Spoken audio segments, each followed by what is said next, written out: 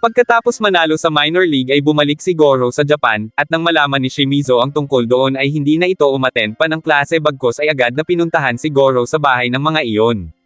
Subalit bigo ito na matagpuan doon si Goro dahil maging ang ina niyo na si Momoko ay nagtataka kung saan nagpunta si Goro gayong pagod pa umano iyon mula sa biyahe.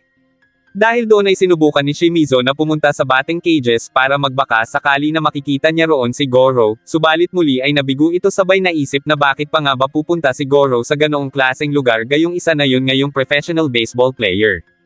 Pagkatapos yun ay aksidente silang nagkita ni Kimori na siyang nagsabi na baka malamang ay bumibisita si Goro sa namayapan nitong ama. Dahil doon ay agad na nagtungo si Shimizu sa sementeryo at doon nga niya nakita si Goro.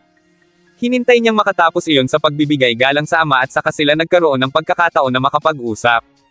Bago tuluyang umuwi si Goro ay ibinigay muna nito kay Shimizu ang bola ng baseball na siya niyang ginamit sa laro kung saan una niyang naipalo ang Memphis Bats. Nilagyan niya iyon ng pirma dahil naalala niya ang sinabi noon ni Shimizu na gusto nitong magkaroon ng autograph niya. Kinagabihan naman pagkatapos kumain ng hapunan ay nagkwentuhan muna sina Shigino at Goro, at doon nalaman nito ang improvement ni Mayumura at Toshi sa paglalaro. Laking gulat din ito nang makita mula sa internet na nakuha ni Toshi ang Rookie of the Year title, kaya naman ng sumunod na araw ay naisip ni Goro na pumunta sa dormitoryo ng Tokyo Warriors para makipagkita sa kaibigan. Masaya si Toshi sa muli nilang pagkikita, at doon ay naikwento niya kay Goro ang tungkol sa nalalapit na Baseball World Cup, at napili umano si Mayumura bilang isa sa mga kinatawan ng Japan. Pagkatapos ng kanilang pag-uusap ay bumiyahe na rin agad si Goro pauwi, nang bigla naman siyang tawagan ni Shimizu para yayain na manood ng isang concert. Pumayag naman si Goro bagay na labis na ikinatuwa ng dalaga. Dahil doon ay agad na gumayak si Goro at kasabay niyon ay kakadating lang ng kanilang ama na si Shigino sa kanilang bahay. Palabas na sana noon si Goro sa pinto nang bigla nitong narinig at nalaman na nagtatrabaho ang kanyang papa bilang coach sa World Cup kaya tinanong niya ito kung bakit hindi siya nito pinili o kaya si Toshi para maging representative sa darating na World Cup. Sinabi ni Shigino na hindi naman siya ang namimili ng makakasali, at isa pa ay minor leaguer pa lang naman umano si Goro tapos si Toshi naman ay baka hindi pa kayaning maging catcher ng team.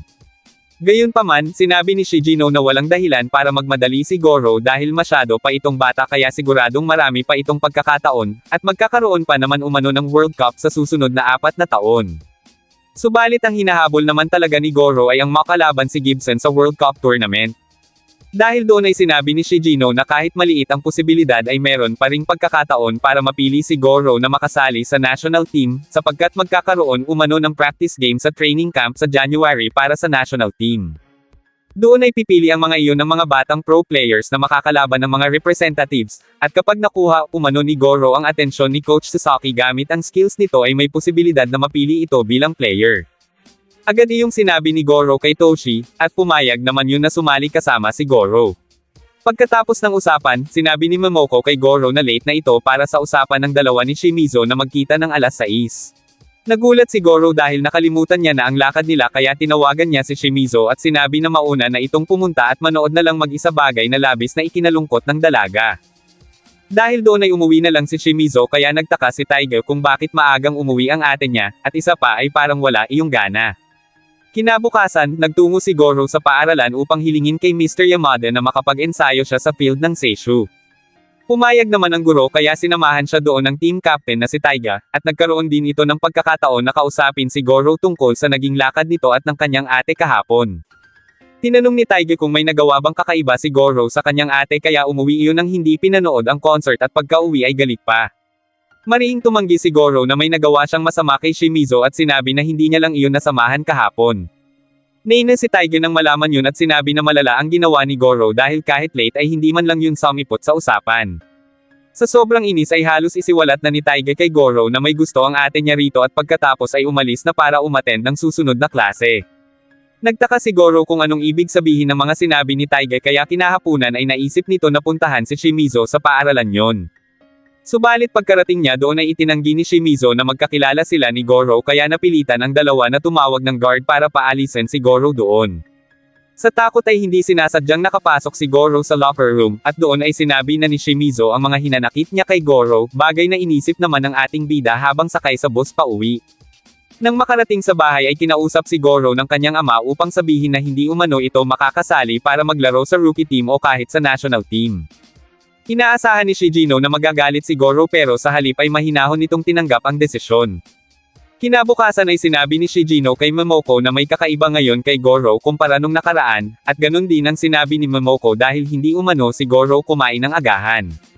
Nang mga oras na iyon ay patuloy ang pag-iisip ni Goro sa mga sinabi ni Shimizu nang biglang dumating sina Tashiro at Fuji. Doon ay nagkumustahan sila at nag-usap tungkol sa naging buhay nila ng mga nakaraan, nang biglang mabanggit ni Fuji si Shimizu dahil nakasabay umano niya iyon sa tren nung isang araw. Kinahaponan ay naisip ni Goro na tawagan si Shimizu para yayain na lumabas bukas bagay na labis na ikinatuwa ng dalaga kaya napasigaw na lang ito ng malakas. Nang sumunod na araw ay nagtungo ang dalawa sa amusement park kung saan sumakay sila sa iba't ibang klase ng rides.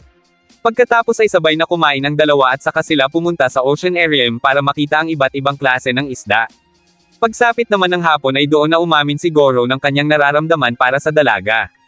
Kinabukasan, nadaanan ni Shijino si Goro na nagtitraining na muli kaya huminto muna ito para kausapin iyon at sabihin na wala na si Goro ang pagkakataon na makasali sa rookie team, ngunit maaari umano itong maging isa sa mga training pitcher para sa All Japan team. Kasabay ng pangyayaring iyon ay kagigising lamang ni Shimizu na hanggang ngayon ay hindi pa rin makapaniwala na nagtapat sa kanya si Goro nang nararamdaman nito para sa kanya. Maya-maya pa, pagka-uwi ni Goro ay napanood nito sa telebisyon ang tungkol sa pagbabalik ni Kyoshiro mula sa USA, kaya napatayo ito at sinabing hindi na makapaghintay na makaharap ang mga iyon ni Itaw sa darating na laro. Pagkatapos nyo ay agad na niyaya ni Goro si Toshi na sabay silang mag-training bukas at pumayag naman iyon. Kinabukasan, paalis na sana si Goro nang bigla nitong makita si Shimizu na nasa labas ng kanilang bahay para sana magpasama sa kanya sa mall pero sinabi niya rito na may usapan na sila ni Toshi na magti-training bagay na ikinainis ng dalaga. Dahil doon ay niyaya na lang ni Goro ang dalaga na sumama sa kanila ni Toshi na mag-workout sa may swimming pool sa loob ng gym. Pumayag naman si Shimizu kaya nakisali na rin ito sa pag-workout ng dalawa, at gabi na nang makauwi ang mga iyon. Kinabukasan ay ginanap ang pagtitipon ng mga manlalaro mula sa Japanese national team sa training camp sa Okinawa kung saan patagong umaten si Goro. Nang makaharap doon ni Goro si Kyoshiro ay sinabi nito na sana kapag nagkaroon iyon ng batting practice ay siya ang i-request nito na maging batting practice pitcher para sa gagawing training camp, subalit tumanggi si Kyoshiro nang bigla namang sumingit si Shijino sa usapan ng dalawa dahil sa pagiging pasaway ni Goro. Pagkatapos ng pagtitipon ay nagtrabaho na si Goro sa field kasama si Nemoto na isa ring batting practice pitcher. Kinahapunan, laking gulat ni Goro nang malaman na ang matandang si Nemoto ang personal batting practice pitcher ni Kyoshiro, at niyaya pa siya niyo na sumama para manood ng practice. Pagkarating sa training camp ay pinanood ni Goro si Kyoshiro, subalit minaliit ni Goro ang klase ng pitch na ibinibigay ni Nemoto at sinabi pa na aalis na lang ito dahil pag-aaksaya lang umano iyon ng oras. Pinigilan ni Kyoshiro si Goro at sinabi na hindi nito gusto ang pambabastos kay Nemoto, kaya pinag-pitch niya ito para mapatunayan umano ni Kyoshiro na baliwala ang gagawing pitch ni Goro kumpara kay Nemoto. Tinanggap ni Goro ang hamon kaya nag-warm up na kaagad ito, pero nang hinarap na ni Goro si Kyoshiro ay natalo lang ito. Doon sinabi ni Kyoshiro kay Goro na ang mga pitch umano nito ay hindi buhay o walang lakas tulad ng makina na bumabato ng walang buhay. Kahit gaano umano kabilis ang gawing pagbato ni Goro sa iba't ibang direksyon ay walang dating kay Kyoshiro ang mga pitches ni Goro at hindi umano iyon nakakatakot.